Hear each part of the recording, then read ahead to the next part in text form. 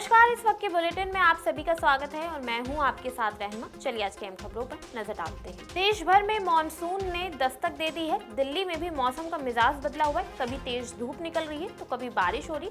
हालांकि आज मौसम विभाग ने दिल्ली सहित पूरे उत्तर भारत में आंधी बारिश की चेतावनी जताई है। वहीं अगले 5 दिनों के दौरान तमिलनाडु, आंध्र प्रदेश, तेलंगाना में बारिश के साथ तेज हवाएं चलने की भी संभावना जताई गई है। इस दौरान गोवा और मध्य महाराष्ट्र में भी गरज और चमक के साथ बिजली गिरने और तेज रफ्तार से हवाएं चलने की संभावना है। गुजरात में भी बारिश की संभावना जताई गई है। बात करें उत्तराखंड, हिमाचल प्रदेश और उत्तर प्रदेश की, तो यहाँ पे गरज बिजली और तेज हवाओं के साथ बारिश की संभावना है। जम्मू कश्मीर, मुजफ्फराबाद, पंजाब, हरियाणा, राजस्थान में भी बारिश की अलर्ट जारी किया गया है। उत्तराखंड में अगले 6 दिन धूल भरी आंधी चलने और बारिश होने की भी संभावना है। राजस्थान में आंशिक रूप से बादल छाए रहेंगे और अगले 2 दिन बाद बारिश हो सकती है। भारी बारिश और तेज हवाओं के कारण बुधवार को केरल के विभिन्न हिस्सों में पेड़ उखड़ गए। निचले इलाकों में जल भराव की समस्या से लोगों को दो चार होना पड़ा और नदी के किनारे के इलाकों में बाढ़ आ गई।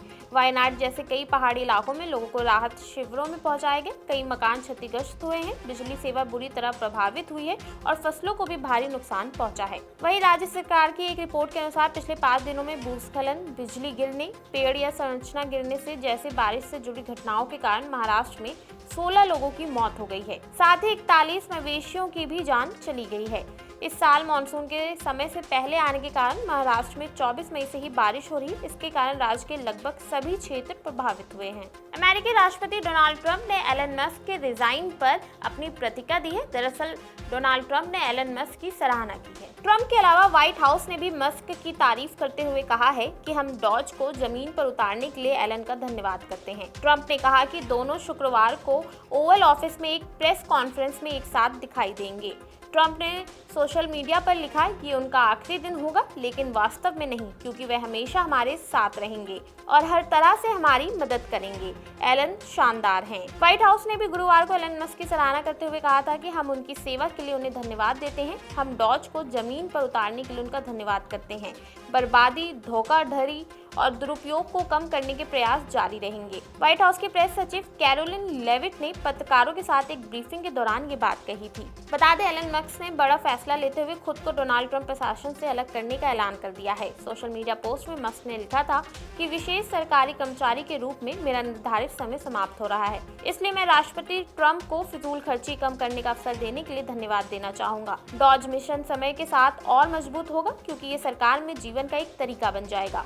फिलहाल एलन मस्क के अमेरिकी सरकार से बाहर निकलने का सटीक कारण अभी भी अस्पष्ट है, लेकिन कई मोर्चों से बढ़ते दबाव ने इसमें भूमिका निभाई है। प्रधानमंत्री नरेंद्र मोदी आज कानपुर जाएंगे और 3 बड़े प्रोजेक्ट्स का उद्घाटन करेंगे। साथ ही प्रधानमंत्री मोदी पहलगाम आतंकी हमले में मारे गए शुभम द्विवेदी के परिवार से भी मुलाकात करेंगे। प्रधानमंत्री मोदी 3 बड़े प्रोजेक्ट्स अंडरग्राउंड मेट्रो, पनकी और नियवेली पावर प्लांट का इनॉग्रेशन करेंगे। प्रधानमंत्री मोदी यूपी के 47,544 करोड़ रुपए के प्रोजेक्ट का शिलान्यास और लोकार्पण करेंगे। वहीं पीएम मोदी शुक्रवार दोपहर 2:10 पर चकेरी एयरफोर्स पर पहुंचेंगे। बता दें, शरण्या समेत पूरा परिवार शुभम द्विवेदी को शहीद का दर्जा देने की मांग कर रहा है। उम्मीद है कि ये मांग वे पीएम के समक्ष भी रखेंगे। पीएम मोदी 8वीं बार कानपुर आ रहे हैं। अपने तीसरे कार्यकाल में ये उनका पहला दौरा है। इससे पहले 11 अप्रैल को पीएम काशी आए थे। 3,800 करोड़ के प्रोजेक्ट्स का इनॉग्रेशन किया था। कानपुर में अभी तक आईआईटी से मोती झील स्टेशन तक के कॉरिडोर की मेट्रो ट्रेन चल रही है। इसमें 9 स्टेशन आते हैं। अब मेट्रो ट्रेन सेंट्रल स्टेशन तक चलेगी। इसमें 5 और स्टेशन जुड़ गए हैं। कुल स्टेशनों की संख्या 14 हो गई है। भारत और पाकिस्तान के बीच सीज फायर के बावजूद भी तनाव जारी है। इसी बीच कल पाकिस्तान के सटे राज्यों में मॉक ड्रिल की जाएगी।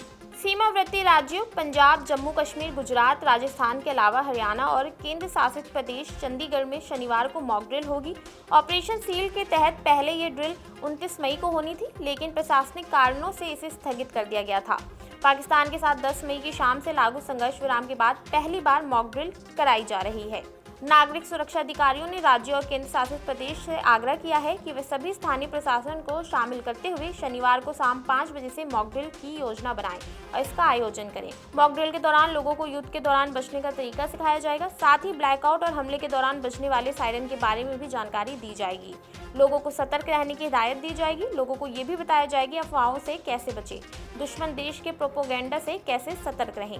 बता दें, इससे पहले पहलगाम आतंकी हमले के बाद केंद्रीय गृह मंत्रालय के निर्देश पर 7 मई को 244 जिलों में मॉक ड्रिल हुई थी।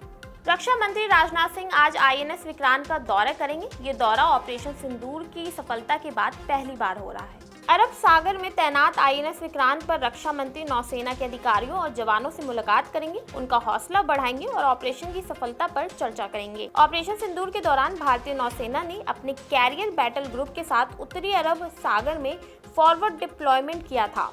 इस ग्रुप का नेतृत्व INS विक्रांत ने किया, जिसमें 8 से 10 वॉरशिप जैसे डिस्ट्रॉयर और स्टील्थ गाइडेड मिसाइल फ्रिगेट शामिल थे।